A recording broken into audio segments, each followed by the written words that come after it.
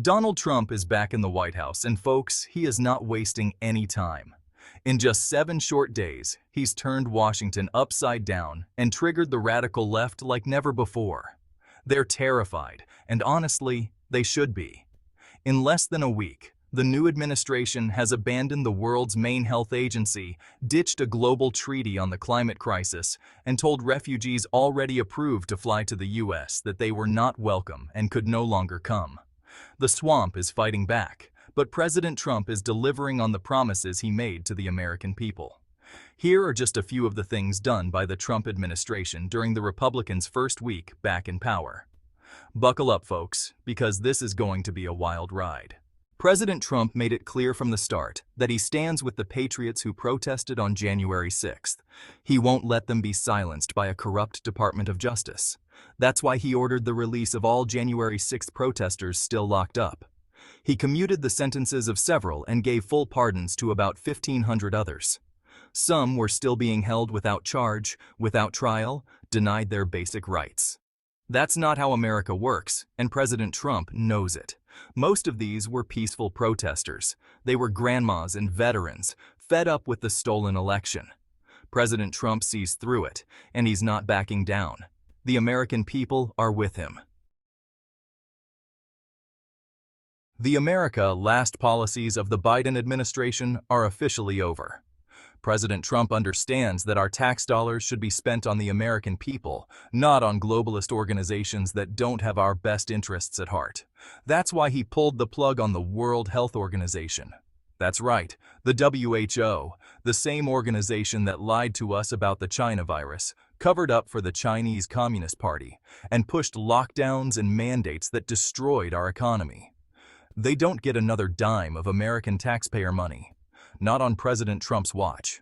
And it's not just the WHO. He's also suspending foreign aid for 3 months. That's right, a 3-month pause on sending billions of dollars to corrupt regimes and countries that hate our guts. Let me ask you this, why are we sending money to countries that turn around and stab us in the back? Why are we funding our enemies? It makes 0 sense. We've got veterans sleeping on the streets, families struggling to put food on the table, and our own infrastructure crumbling.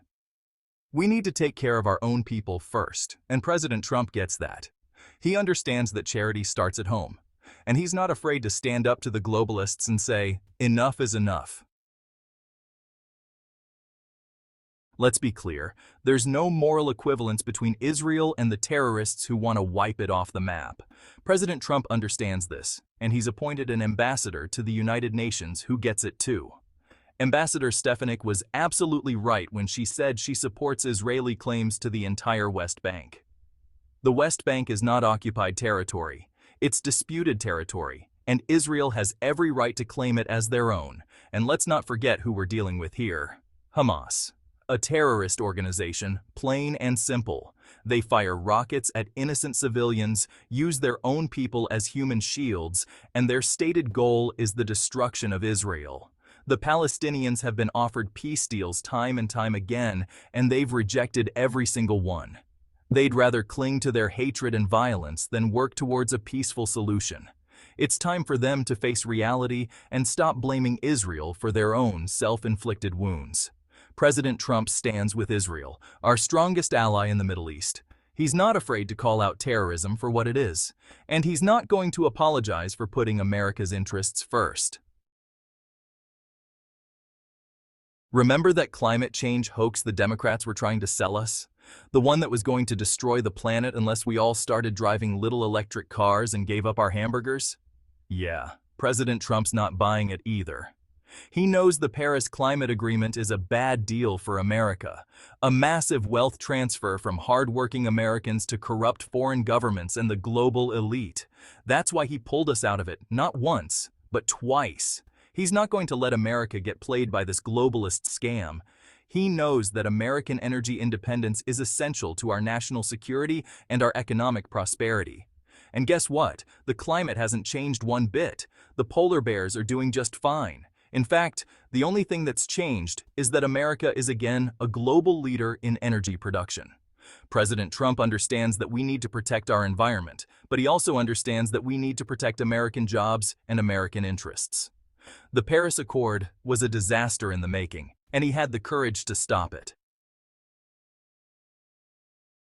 Let's call it what it is: an invasion. That's what's happening on our southern border. Millions of people pouring across, many of them criminals, drug dealers, and gang members. And what was the Biden administration doing about it? Nothing. In fact, they were encouraging it, rolling out the red carpet for illegal aliens with open arms. Well, those days are over. President Trump has declared a national emergency, and he's sending the military to secure our border. It's about time. He's also cracking down on sanctuary cities, those lawless enclaves that refuse to cooperate with federal immigration enforcement. They want to protect criminals? Fine. They can pay for it themselves.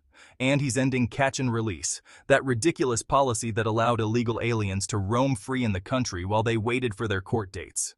If you're here illegally, you're going back. Period. You can go wait in Mexico or some other country. You don't have to go back home, but you can't stay here. President Trump understands that we are a nation of laws, and he's not going to let those laws be ignored. He's restoring order to our immigration system and putting American citizens first. The Biden administration's CBP One app was a disaster, a fast track for illegal aliens to abuse our asylum system. President Trump was right to shut it down. Look, we have a heart. We want to help people who are truly fleeing persecution. But asylum is not a free pass into America. It's supposed to be for people who are facing imminent danger in their home countries, not for economic migrants looking for a better life. And let's be honest, most of the people coming across our border aren't refugees. They're economic migrants. They're coming here for welfare, to drain our resources.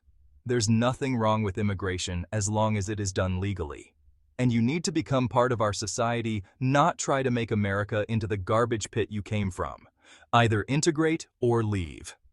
President Trump understands that we can't help everyone, but we can't let everyone in either.